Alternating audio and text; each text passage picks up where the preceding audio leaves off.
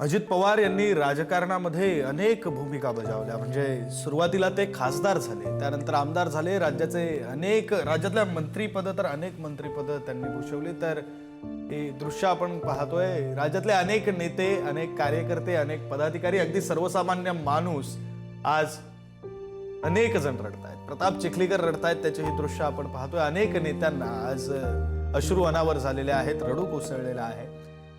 अजित पवारांच्या राजकीय प्रवासाविषयी बोलायचं झालं तर सुरुवातीला ते खासदार झाले, मग आमदार झाले, राज्यातली अनेक मंत्रिपदं त्यांनी भूषवली. उपमुख्यमंत्री म्हणून अजित पवारांनी महाराष्ट्र राज्याची अनेक वर्ष सेवा केलेली आहे. महाराष्ट्र राज्यातल्या जनतेची अनेक वर्ष सेवा केलेली आहे. अगदी ते एक दोनदा म्हणालेही होते की मी उपमुख्यमंत्रीच आहे, मुख्यमंत्री पदापर्यंत काही अजून पोहोचलेलो नाहीये. आणि अशातच अजित पवार यांची ही अकाली एक्झिट.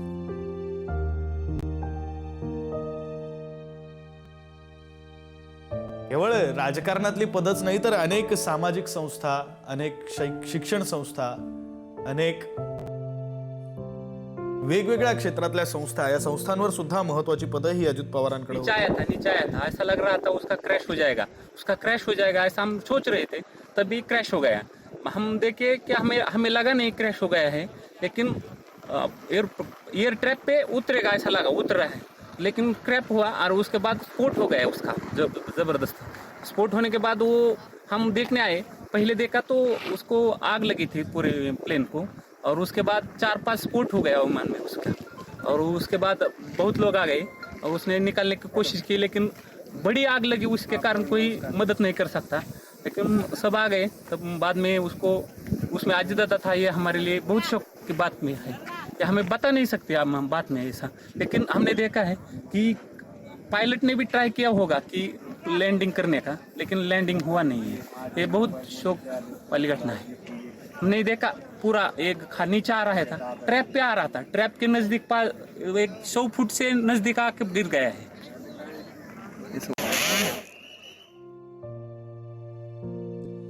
प्रतिक्रिया आहेत, अपघाताच्या प्रत्यक्षदर्शींनी दिलेल्या प्रतिक्रिया आहेत. नेमकं अपघातावेळी काय घडलं, आम्ही काय पाहिलं.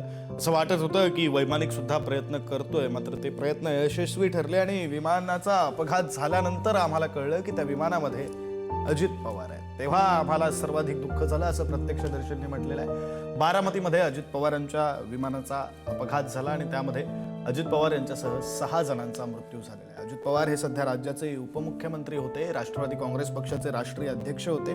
खरं तर नुकत्याच पार पडलेल्या महानगरपालिका निवडणुकांमध्ये अजित पवार आणि शरद पवार या दोघांच्याही राष्ट्रवादी काँग्रेस एकत्र त्यांनी अनेक ठिकाणी निवडणुका लढवलेल्या होत्या. पुणे असेल, पिंपरी चिंचवड असेल, आणि या सगळ्यामध्ये मोठं अपयश दोन्ही राष्ट्रवादींना सहन करावं लागलं होतं. त्यामुळे राष्ट्रवादी पक्ष पुन्हा उभारण्याची गरज, पक्षबांधणी पुन्हा करण्याची गरज असताना अजित पवारांची अशी ही अकाली एक्झिट ही पवार कुटुंबियांसाठी, राष्ट्रवादी काँग्रेस पक्षासाठी मोठा धक्का आहे.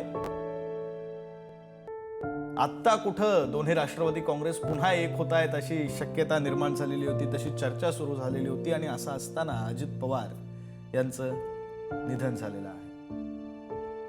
पंतप्रधान मोदींनी विमान अपघाताची माहिती घेतल्याची सध्याची माहिती आहे. ज्या अपघातामध्ये